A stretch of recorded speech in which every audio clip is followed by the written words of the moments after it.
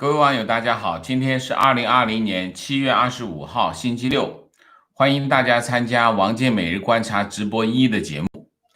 我们今天的题目是用数据说话，中国经济还在谷底爬。那么我其实最近一段时间都在很认真的收集一些数据啊。那么分析经济一定要用数据，不管什么数据，必须要有数据啊。拍脑袋用定性或者用个案来解释整个经济现象是不行的啊，这是不 make sense 的。那么我收集了一些数据，然后还有一些拿到一些数据，我们用这个数据来说话，说为什么要用这个数据来说话？因为最近啊，中国的所有的宣传机器全部开动啊，全部开动，都在讲什么呢？中国经济恢复的很好啊，恢复的很好，而且是全世界恢复的最快的一个经济体，而且IMF 也在说这个明年中国经济会大幅反弹，然后讲这个中国经济下半年怎么样增长啊，非常亮丽啊。那么一些财经媒体啊，那么财经媒体像这个像路透啊，像华尔街日报啊，这些中文版啊都在说啊，中国经济非常的好，非常的棒啊。然后这个现在没有人在讲中国经济到底是什么情况。我今天呢就用一期节目来用数据说话啊，讲中国经济到底是什么情况。我们就用一个，我也不可能全景式的给大家来讲，我们就讲两个主要的领域啊。第一个领域，消费领域啊，消费领域讲中国经济目前最重要的环节就是消费啊。那么消费领域是个什么样的情况？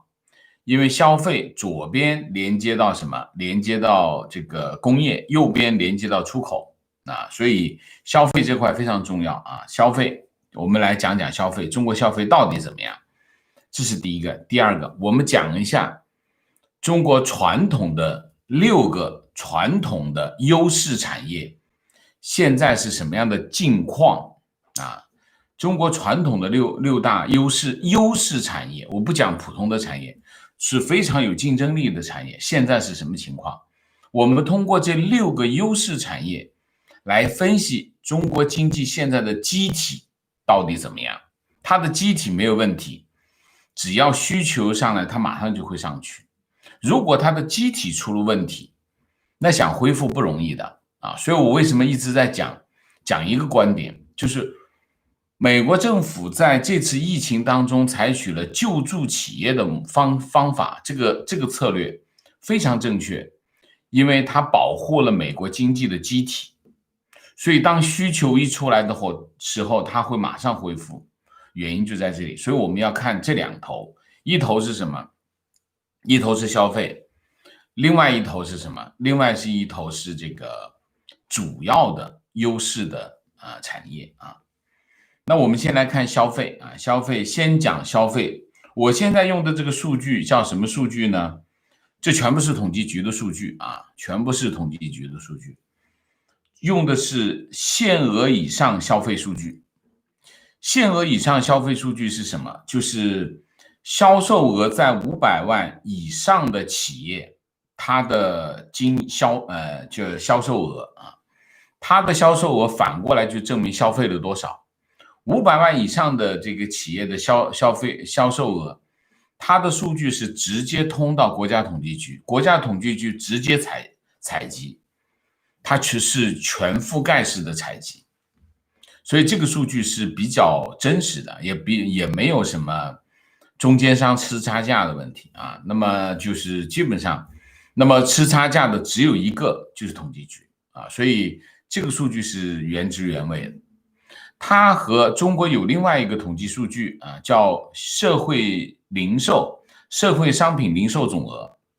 社会商品零售总额这个数据呢是算出来的，它是抽样调查计算出来的，它不是一家一家企业，它是抽样调查，然后根据根据这个数学模型算出来的结果。所以呢，它是由谁去抽样呢？由国家统计局有一个社会调查总队，在各个城市它都有，然后在农村也有，他们进行抽样调查，然后根据数学模型算出来的。所以有中间商吃差价，那个数据是非常不准确的非常不准确，就是统计局基本上想统个什么数字就统个什么数字上去那我们来讲先说总的数据它的数据是这样，它的统计数据呢，消费类的统计数据总共有17类包括什么粮油、烟酒、药品、化妆品、汽车、家具，总共17类商品17类商品。然后这个17类商品总括在一起就是线上消费总额线上消费总额它进行年度对比。那么然后还有一个什么数据呢？还有一个就是餐饮的销售数据餐饮的销售数据跟这两个数据进行对比来看。好，线上消费数据呢，从2018年开始已经不好了2018年是同比下跌了 9%， 就是2018年比2017年下跌了 9%， 将9%非常大的数据下跌的那么餐饮是下跌了 5.3%， 2018年到了2019年就出现了非常奇怪的现象，就是消费和餐饮同时上涨 2.3%， 这个数据是不真实的这个数据是有问题的，我认为它是造假，就是国家统计局在造假好，那到了今年1到6月份这个线上消费，就是我们讲500万以上的企业的这个销售数据是下跌了 11%就是上半年下跌了 11%。这个数据包含了什么？包含了网上购物的数据那么网上购物实际上涨了多少？14%。网上购物就是1到6月份涨了 14%。为什么？因为大家都在家里，特别是第二季度都待在家里，所以大家都在网购，所以网购的数量在上涨数据。但是你想一下，整体数据下跌 11%， 而其中有一部分网购是涨了 14%， 说明什么？说明线下数据非常难看那么1到6月份，百货店、专卖店专业店和专卖店分别下跌了多少？23%、14%和14%，就是线下的生意非常的差非常差。那么餐饮行业很多人跟我讲，餐饮行业已经恢复的差不多了跟大家说，1到6月份餐饮行业下跌了 30%， 下跌 30%， 这个下跌的幅度基本上是这个零售的3倍3倍。为什么？现在的这个线额以上的企业的销售数据呢，它说明什么？说明它的这个规模以上的这个餐饮行业，他们受到的冲击比小的餐馆影响要大。为什么？你想一下，它的规模越大，说明它的定位越高，它定位越高，它受到冲击就越大，就是这个意思那么餐饮行业今年是肯定是很难过的下半年就是6月份还是没有恢复，就是之前说的那些恢复都不正确这是一个总的消费市场的情况。总的消费市场是什么情况呢？就是下跌了 11%这就是总的消费市场的情况。有增长吗？没有增长只是下跌餐饮是下跌了 30% 消费下跌 11%， 餐饮下跌 30%， 大家记住这个数字第二个，我们来看什么数字？看一个数字，这个数字很关键，叫客运量，或者是就是客运量是讲的是什么呢？讲的是各个运输工具它载客的数量啊，它包括了什么？其中呢，公路运输里面包含了出租车、网约车的数据，这个数据很重要。为什么？这个数据呢，它是所有消费前端数据。为什么？很简单，大家就吃饭，怎么去？走路去吗？大部分我们就出去吃酒席，一定是坐车去啊。那么它就会有客运量的数据在里头。所以呢，客运量的数据不好，餐饮行业一定不好，消费数据也不好。为什么？因为你去商场也得坐交通工具，它其实是交通工具的运输量。那么这里面当然内容是载客啊，载客，但是客运量这个数据关注度很小，统计局基本上很少去动它，因为大家不大关注啊。但是这个数据很重要，我们来看看这个数据什么情况。3月份到6月份，全国客运量的数据始终保持腰斩的水平啊，一季度下跌58%。上半年就1到6月份下跌54.8%，完全没有恢复的迹象啊！各个分项数据全部腰斩，铁路、公路、水运、航运、航空全部腰斩。那么什么意思呢？从3月份中国开始推动这个复工复产，3个多月下来啊，3个多月下来，客运量始终没有恢复，意味着2点。第一点，2亿农民工大部分没有出来打工，这是第一点啊。为什么我们说恢复的不好？其中有一个原因就是大部分的农民工没有出来打工，所以客运量没有恢复，这第一点。第二点，城市消费没有起来，什么意思？这些城市的居民下了班老老实实的回家，没有出去消费。因为如果他要出去消费的话，客运量一定是上来的，那客运量一直是腰斩，处于腰斩，1到3月份腰斩，3月份到6月份也是腰斩，所以整个的经济没有起来啊，这是第二个数据，叫客运量。第三个数据，我们讲2个最重要的商品，第一个商品手机，第二个商品汽车，这2个商品是中国消费市场的2个晴雨表，通过这2个商品，你可以看到消费的趋势啊。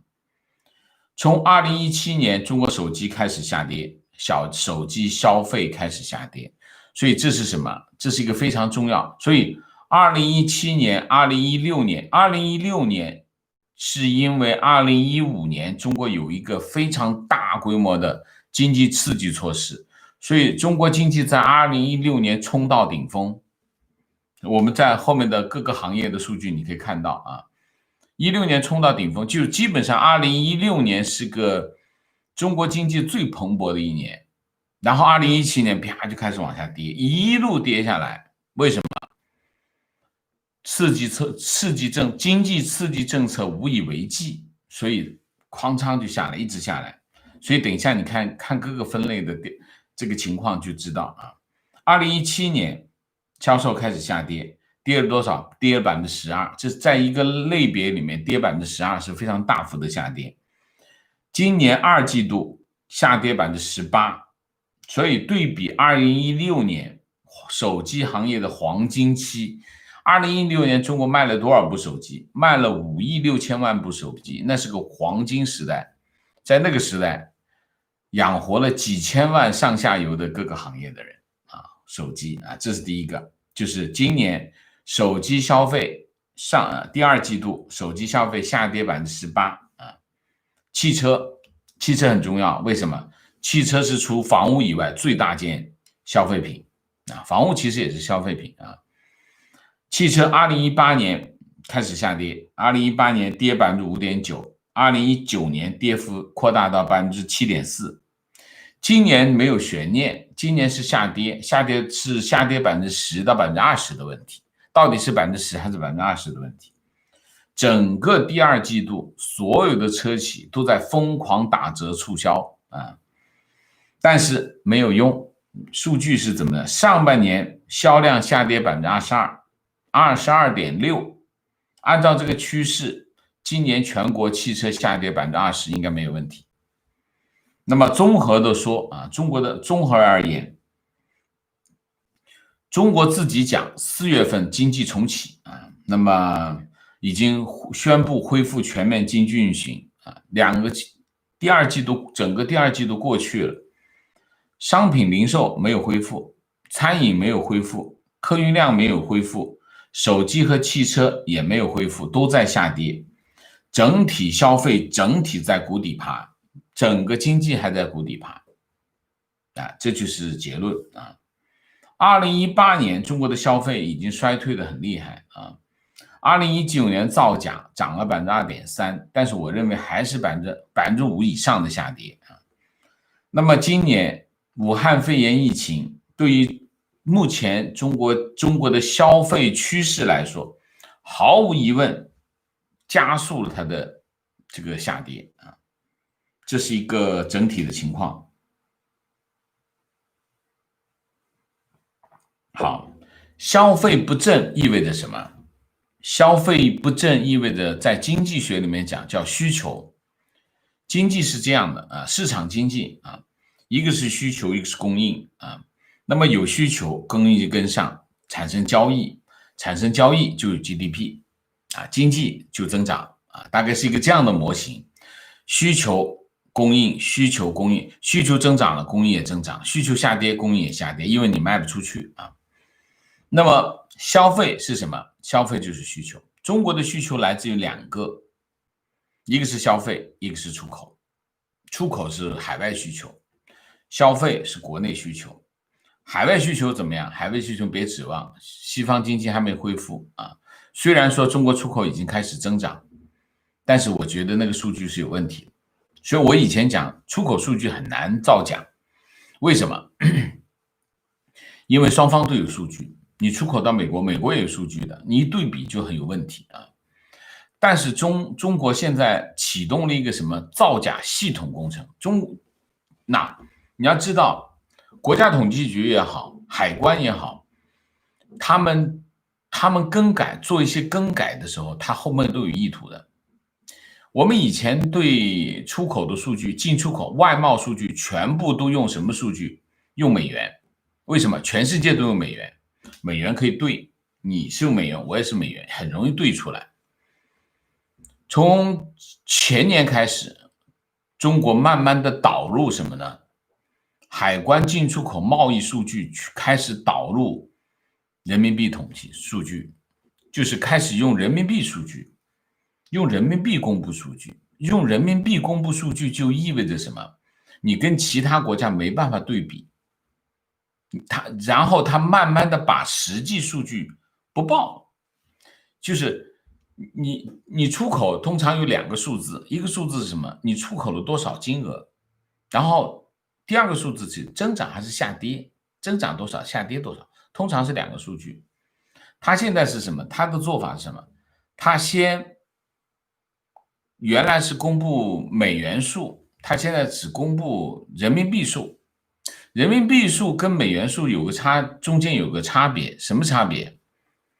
汇率，汇率是波动的。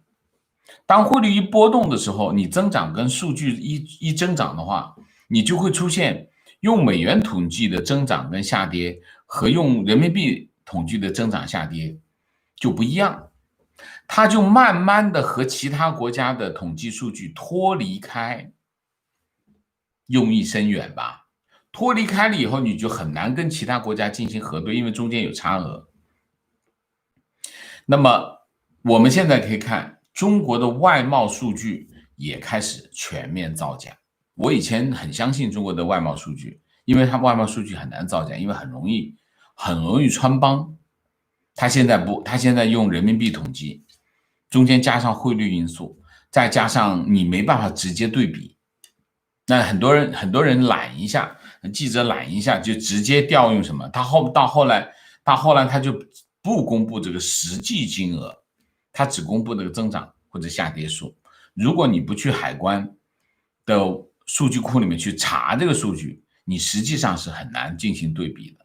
那大部分记者没有那么勤奋，所以就直接就用了那个数据，直接用那个数据就上当了，就是这样，中国就开始造假。所以实际上当你发现外部需求开始下降，你看最近中国开始公布的出口的数据非常漂亮，这是假的，因为西方国家，特别是美国的需求还没上来，它怎么可能涨那么多呢？不可能的事情啊，这是第一个。好，出口和消费这两个需求，主要的需求还有没有其他？有，不多了。核心的主要的这两大需求基本上占需求的90%以上。那么没有起来，那整个经济就起不来，因为你没有需求你再多的供应，所以他说工业在增长那是胡扯，出口在下跌，消费在下跌，你工业怎么增长？你工业就是工厂，如果它卖不出去，它生产的那些东西就是堆在仓库里，仓库一多它就破产了，所以那都是骗人啊。那么我们就看一下，好，消费市场是一个这样的场景啊。那么另外一个场景是什么？我说的6大优势产业，中国6大优势产业是哪几个优势产业？服装、电器、汽车、化工、有色金属、钢铁，6大优势产业。中国6大优势产业，现在这6大优势产业，它的上游、下游的产业链都非常的长，和中国的消费市场息息相关。然后基本上是中国经济的根基啊，经济的。那么服装行业就不说了，大家很清楚啊。如果淘宝去掉服装店，那淘宝的商店的数量会少掉一半，所以服装需求非常大啊。汽车行业就不用讲，从零售、零部件到维修到二手车的买卖，渗透了社会的所有的领域，基本上啊。汽车行业，为什么汽车行业是中国的优势行业？因为中国市场非常的大，所以它很容易形成优势行业产业。有色金属啊，有色金属讲过去好像很那个什么一样，但其实它非常接地气啊。你想一下，周围的五金店就是有色金属啊，就是有色金属啊，有色金属啊，其实最接地气就是有色金属啊。然后钢铁就不用说了，钢铁是工业之母啊。那么我们讲什么呢？讲这几个行业的，我们不从猴子边人讲，也不从它整个的概貌，因为6个行业，一个行业你写本书都够了。我们只讲什么？只讲它的利润，整个行业利润，这就可以看到这个行业是什么情况。我们只讲这一个数据就容易分析啊。服装行业它的利润在2016年到顶，所以你看很多行业都是2016年到顶，2017年开始下跌啊，然后开始进入下降通道啊。那么我们现在这个统计数据是规模以上，就500万以上的企业才进入这个统计数据。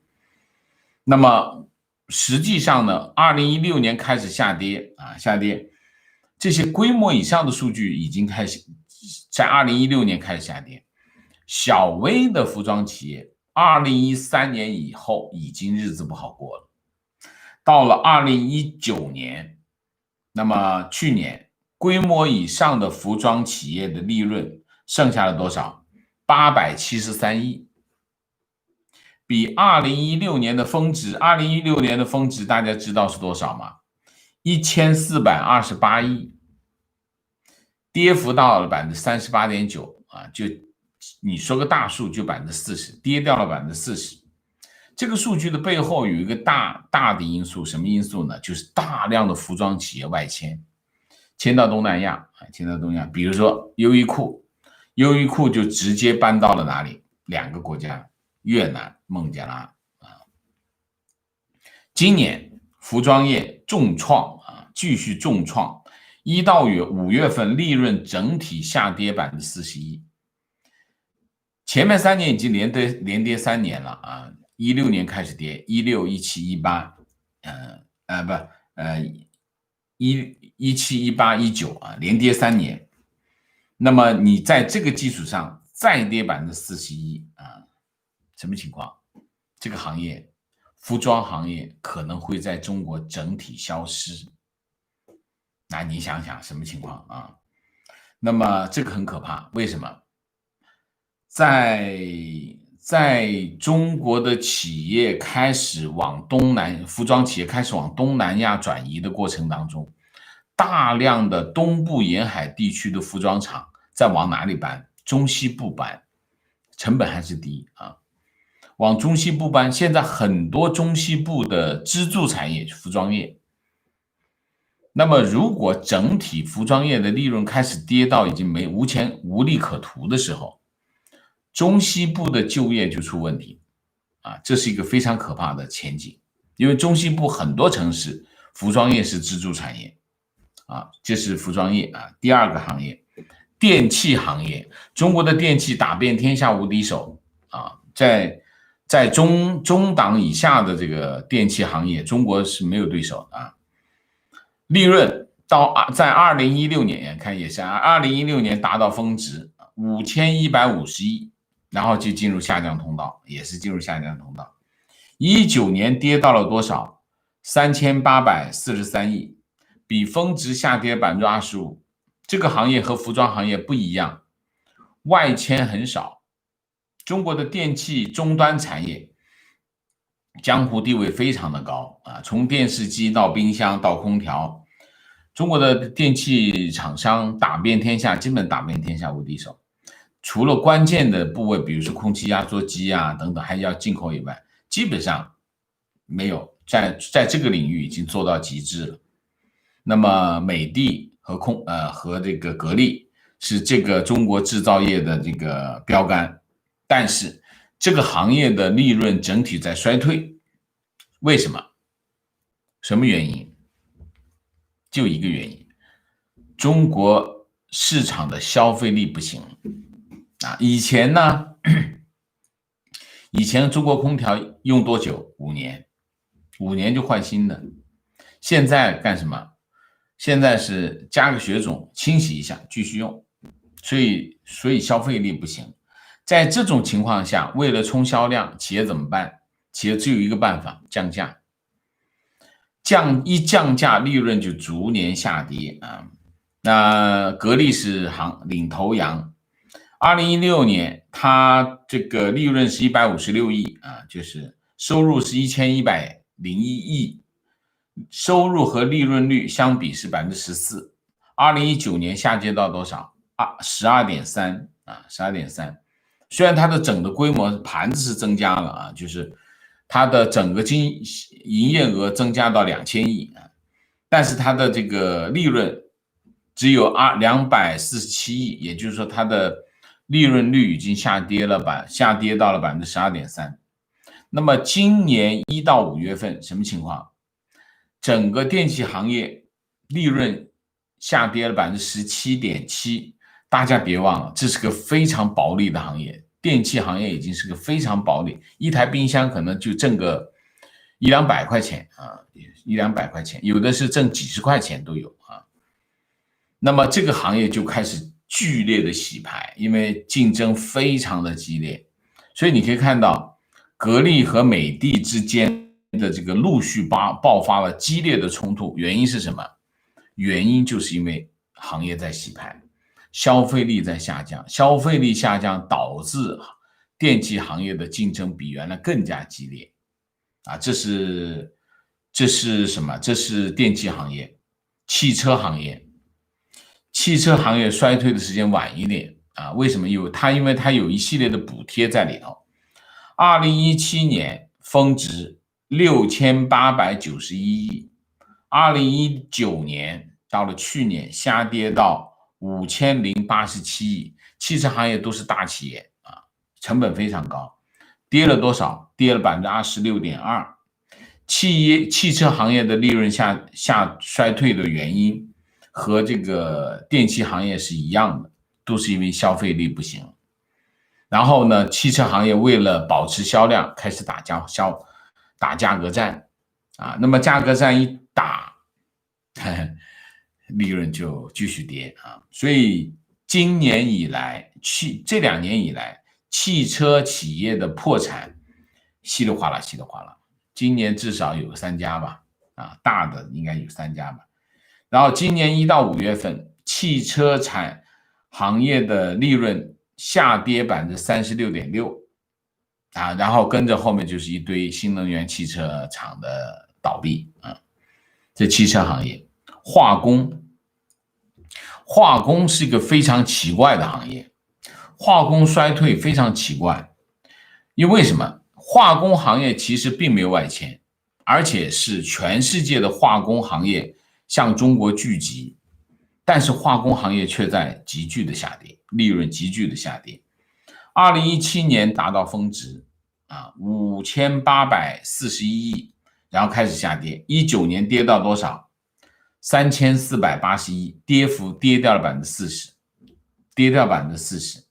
今年1到5月份再跌 41.6%， 这个行业那就是排着队的破产，这个行业就陷入了破产潮那么大连石化、鲁南化工、江西六国等等地方性的化工产业排着队的破产。原因是什么？原因只有一个，化工行业全部都是上游产业，它是为下面的终端的企业提供原材料那么终端的，但是它规模都非常大。什么叫国之重器？化工全是国之重器。那么现在的情况是什么？现在的情况就是，你像如果终端的企业，它的利润在下降，那么它马上就要削减成本，它不削减成本，它赔钱就垮台。那么这个化工的这个产品的出厂价也要跟着下跌，而且它的跌幅一定比终端企业的跌幅来得大，大家可以理解吗？你比如说像汽车、像家电这种需求量都是很大的，他们都在挣扎求存，它的上游化工企业那就一定是更惨。那么有一个数据叫工业生产者购进价格指数，常年都处于下跌的。那么今年5月份，这个工业生产者购进价格指数跌幅达到了 5%， 化工类的跌幅达到 10%。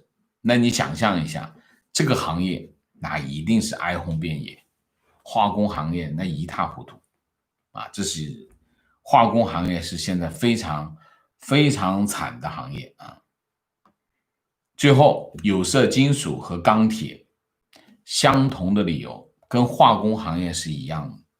钢铁工业之母，其所有的工业都要用钢铁，有色金属差不多这两个行业是重工业的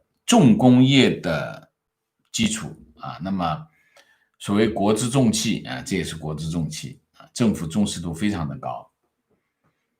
这两个行业从什么时候开始下跌？从2014年到2015年开始下跌，接着就出现了什么？就出现了刘鹤的供给侧改革。供给侧改革讲的是什么？就是有色金属行业跟钢铁行业，供给侧这是需求，这是供应，供给侧就是工厂，就讲到底就是工厂。供给侧改革什么意思？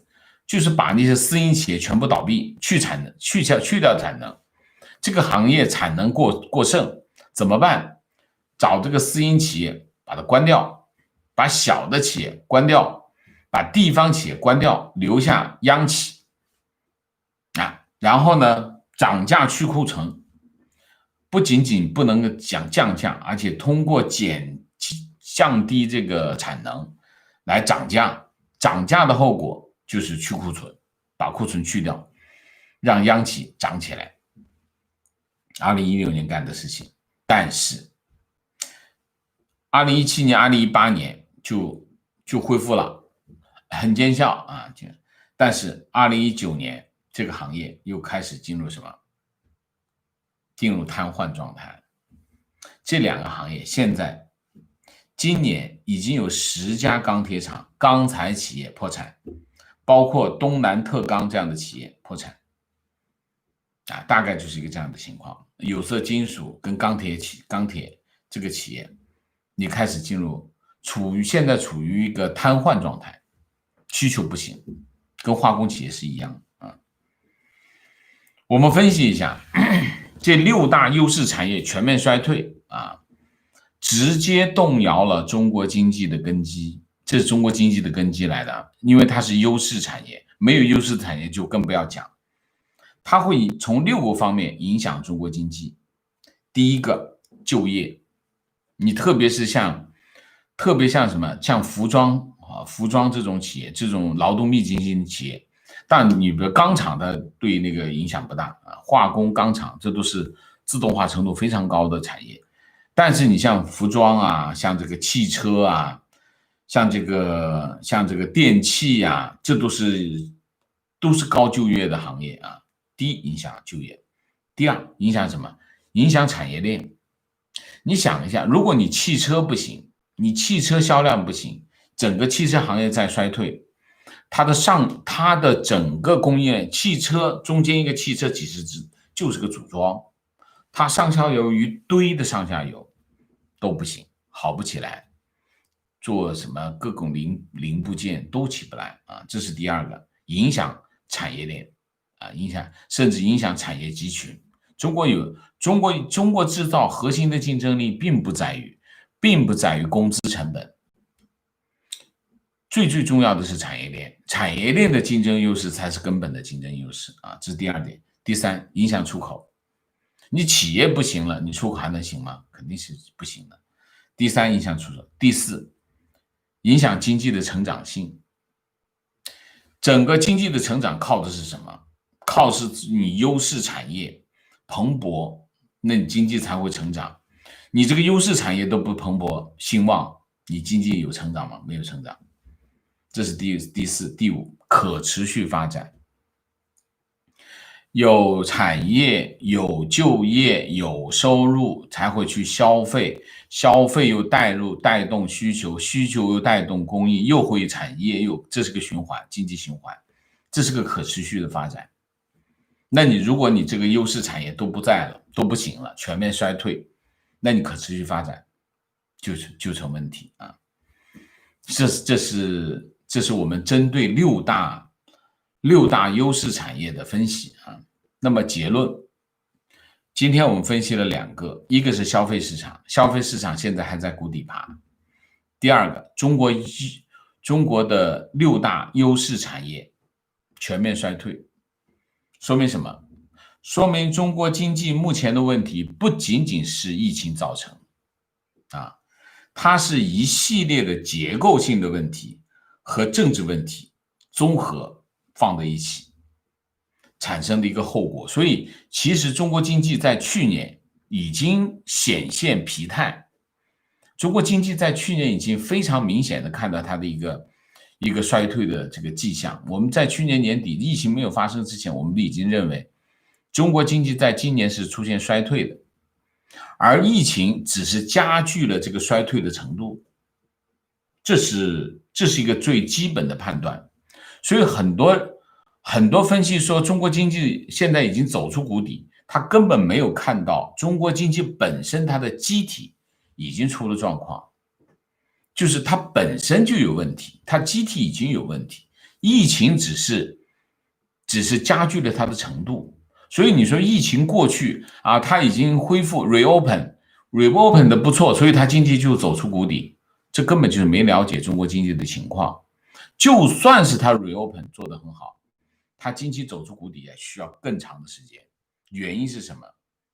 原因是你这些短期的刺激措施，你比如说下半年中国第2季度人民银行放水，大水漫灌，它会短期的刺激一下，但是其实根本不能解决问题，你只是最终火了什么？火了股市啊，火了房地产啊，房地产是蠢蠢欲动啊，股市也希望它冲上去啊，但是能够持久吗？如果没有经济基本面的支撑，股市也是撑不住的，房地产就更不要讲。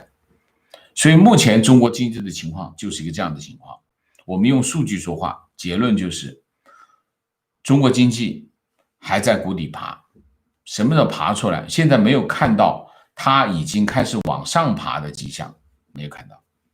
这就是我们今天的结论啊，今天结论。那我们今天的主题就讲这么多，我又讲冒了啊。那么我们下面就进入互动啊。进入互动之前，例行公事，请大家点赞，请新来的网友订阅，请大家加入我们的会员，支持我们做更好的节目啊。那么今天是一个财经议题，那么有些网友就会有一点点恐惧，说财经议题我不懂财经啊，怎么办？没关系啊，我们就这样慢慢的说啊，我尽量的用简单的方式让大家能够理解啊，理解一件这个事情啊。那么这也是我们财经媒体的基本功的训练，就是要让所有的人都能明白财经啊。那么我也建议新来的网友呢，尽量的多去翻一翻前面的视频，这样的话可以有，因为前面的视频对一些财经的专有名词啊解释的比较多啊，所以这是第一个。那么我们下面就进入互动啊，进入互动之后呢，请大家不要聊天，为了保证我们的这个互动效率啊，我尽量的多读一些大家的问题和观点，所以呢，大家就尽量不要聊天，3个情况、问题、观点，好吗？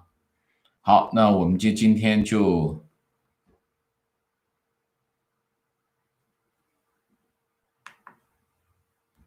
进入互动啊，进入互动。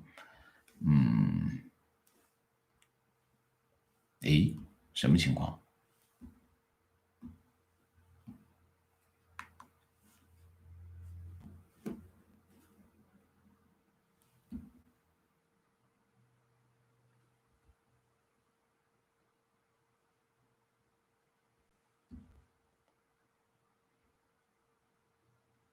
我再找一下，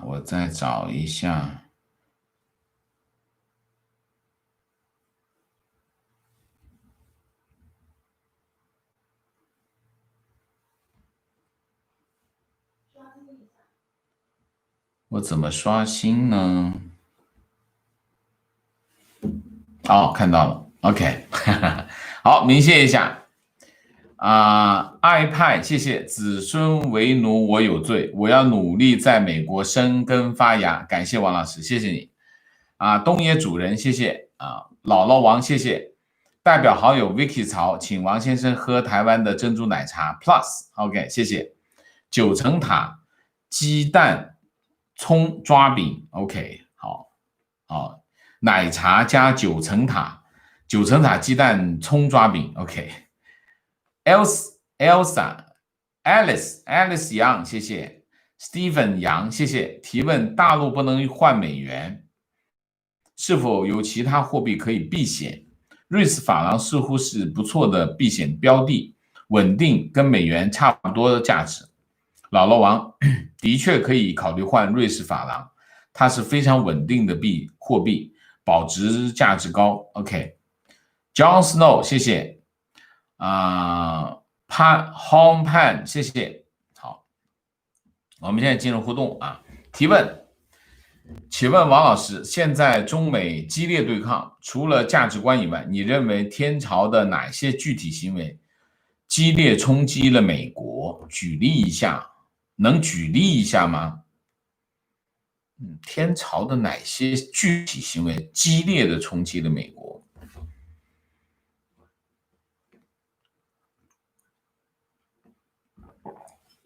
除了价值观以外，当然我们认为价值观的冲击是最大的啊。当然，把红旗插遍全球，那么美国就感觉到了具体的威胁，所以这个问题是核心的冲突。其实中美之间的冲突，核心的冲突是什么？就是这个价值观的冲突，或者是意识形态的冲突。但具体就有很多啊，你比如说像这个千人计划，就对美国来说冲击非常大，刺激非常大。你想一下，中国政府利用它的间谍网络或者是人脉网络动员在美国身居要职的华人，大部分是华人啊，他身居要职的华人，把他们在他所在的机构工作的成果拿到中国去，复制一个同样的机构，他不仅仅是拿成果去，他在中国建立一个同样的机构，跟美国差不多的机构，同步他们的研究进展，你知道是什么情况吗？然后就有些行业就直接把美国的一些行业消灭掉。所以这个是一个非常对美国来说千人计划的刺激是非常大的。他就是发现了这个情况之后，这件事情影响深远。他是美国现在加紧收紧所有访问学者的这个签证，然后对所有的访问学者都进行这个背景调查，其中有一个原因跟这个是有关系的。当然千人计划也导致了美国对这些研究机构的这些华裔的科学家的调查，这个也是一个方面的原因啊。所以这个我就具体我就不讲太多了，我就讲一个千人计划。千人计划的影响非常的大啊。问题：美国宣布中国政府没有执政合法性的概率高，还是美国与台湾建交的概率高？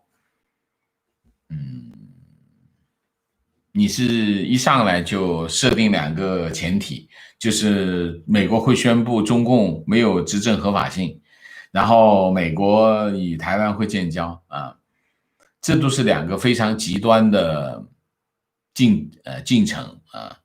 那个这两个极端的进程什么时候会发生我不知道，现在会不会发生，怎么发生我们要观察啊，因为这是两个非常极端的一个进程，好吧，我现在预测不了，没有可比性。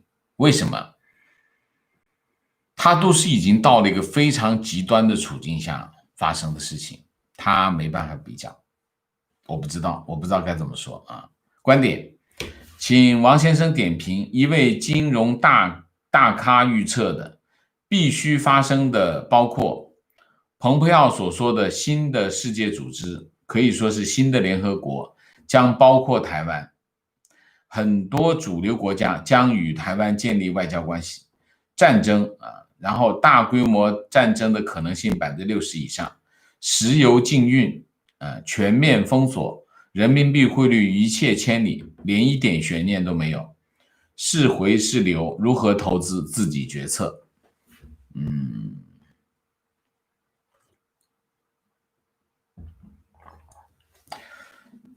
我不想做这种评价，为什么？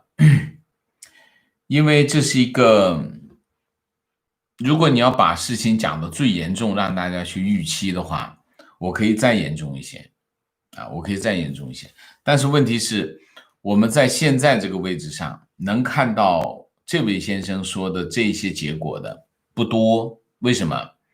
因为你要知道，我们从现在到这位先生讲的那个结果，中间还有非常长的路，它不是一夜之间就跨越了。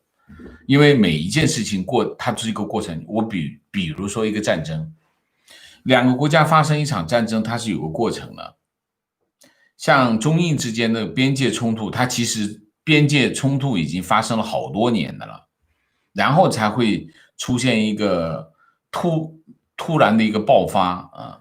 两个国家发生战争也是一个过程，也是个进程。你看太平洋战争爆发，包括德国发动二战啊，包括它闪击苏联等等，它都是前面有一系列的过程。我们讲过，新闻事件有点像什么？像竹笋，你看到它长出地面的时候，哗一下长得很快，一天可以长5公分、10公分，但是它在地面已经在地底下，它要待很长时间，它才会出来，才会长得很快。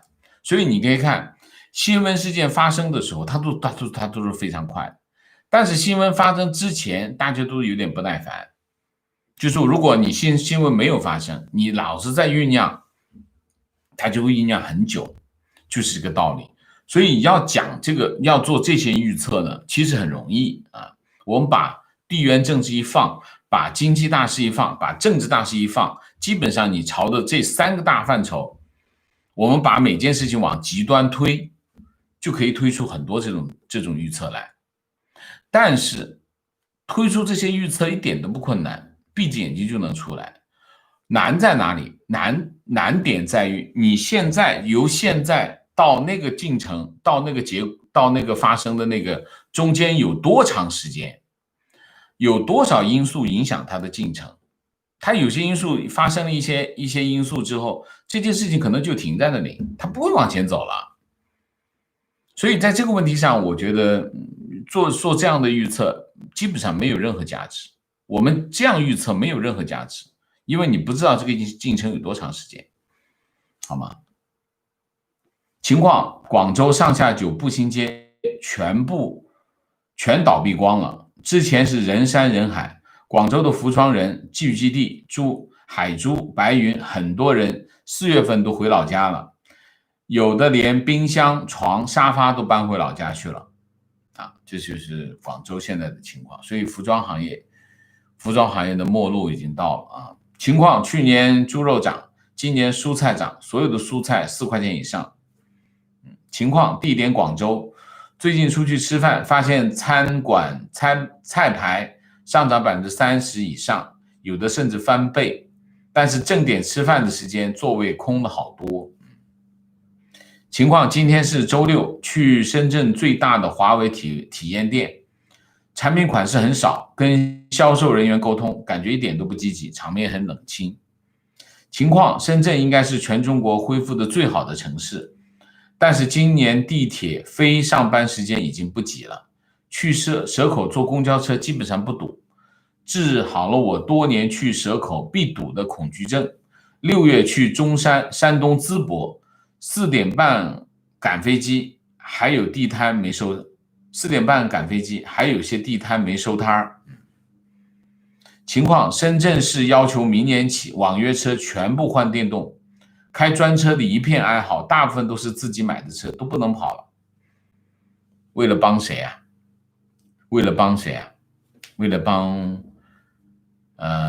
比亚迪呗啊，比亚迪应该是有问题，所以就折腾老百姓，这就是政府就是干这种事情啊。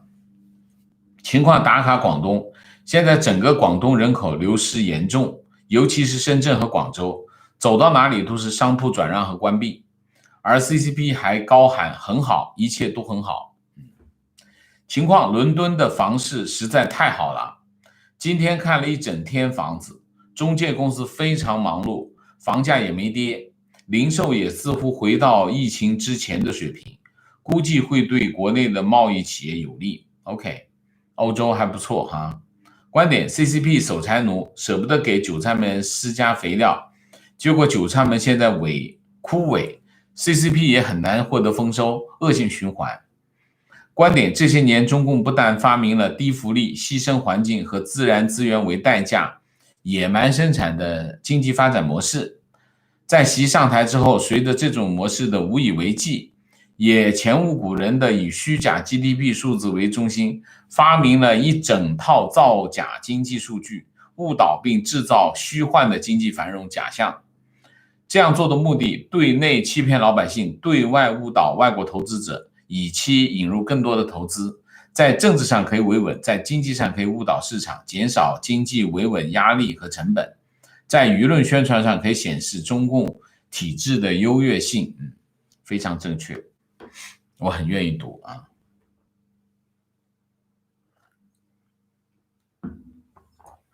观点：川普政府有个经济顾问 Derek Sexers， 近几年有很多对中国经济数据的统计学和取样分析。根据他的分析，中国的经济数据不仅 GDP 不可信，而是几乎所有的经济数据系统造假。他最后的结论是，中国不但在执政基础上不具备合法性，在经济上也是纸老虎。有兴趣的朋友可以 Google 一下他的文章。好的，谢谢。非常正确。观点：中国经济发展得益于人民勤劳和保障低，剩余价值被政府赚取了。保障低是一个成本啊。那么人民勤劳啊，中国的人民勤劳吗？有一些是勤劳的，大部分不勤劳啊，哈哈，为什么？因为你没有看到别人工作的情况啊，你看看别人工作的情况，你就知道讲中国人民勤劳这件事情并不完全正确啊。提问：王 Sir 好，最近各种爆炸新闻开始关注中美关系，追溯冷战的起源，美苏两国的信任崩塌和共产主义扩张是造成冷战的深层原因。反观今日，中美关系可谓是风云巨变，现在逐步步入冷战的边缘。1年前，任何人都无法想象中美交恶会如此之快。请问，你可以梳理一下这一正在发生的事件，甚至前因后果以及大背景，是什么推动中美关系走到今天这一步？我想凭借您的分析，我们在一个更大的视角，大家可以看到一些未来的模样。谢谢。非常好的问题，这个问题我们之前就已经答过了，你可以翻一下我们之前的视频，我们做过很多。有全景式的描述，也有局部关键部位的一些分析啊，这我们都做过。我们有很多的视频，关注这个领域的问题，所以请这位网友往上翻，好吧？提问：深圳的汇丰银行分行关闭了，而人民银行也发文抨击 ，CCP 是不是准备搞汇丰银行呢？那我就不知道。抨击什么呢？我不知道。汇丰银行它不是深圳分行，是龙岗支行。龙岗支行倒闭我不意外啊，真的不意外。为什么？因为龙岗并不是深圳收入很高的人群聚居地啊。情况报告：昨天王老师节目中提到新西兰民运人士车祸事件，有一手消息报告如下：一行8人从奥克兰到惠灵顿向国会递交反对中共渗透新西兰的政治请愿书。分2部车，出事故车里3人，2人牺牲，1人重伤。伤者是我熟人，他全家4年前持旅游签证到新西兰，我帮他转学生签，并为他设计通过技术移民，今年取得绿卡。说他利用民运申请绿卡，说法是抹黑。我15小时前到医院探望伤者，慰问家属，得一手信息。我初步判断是一起一般性的车祸，理由是对方车辆是普通小车，洋人母女也重伤，对方车辆也是路过车辆。新西兰警方已经提高调查级别，如有进一步消息，我再报告。谢谢你，谢谢大家啊。提问：王先生如何看贵州独山县烧掉400个亿，造一堆烂尾工程？我们大概在去年就做过这个独山县烧掉400亿的专题，你可以上网搜一下，上我们的平台搜一下啊，我们已经做过了啊。情况：去年我印象中去年年底吧，去年12月份啊，我们已经做过一个专题讲独山县这个县委书记啊。情况：朋友在国内做自媒体，收集行车记录仪拍到的交通事故，编辑成10分钟左右的视频，大部分素材来自车主的投稿，每天1期。自疫情以后，现在每3天出1期。据他自己说，现在好像开车上路的人少了很多，要好几天的素材才能做成1期节目。这是一个说明他经济活动在减慢啊。情况：朋友在提问：王老师怎么看待北京的房地产？接下来如果中美对抗升级，如果真的内循环执行了，北京的房地产还会有发展吗？还是会继续跌呢？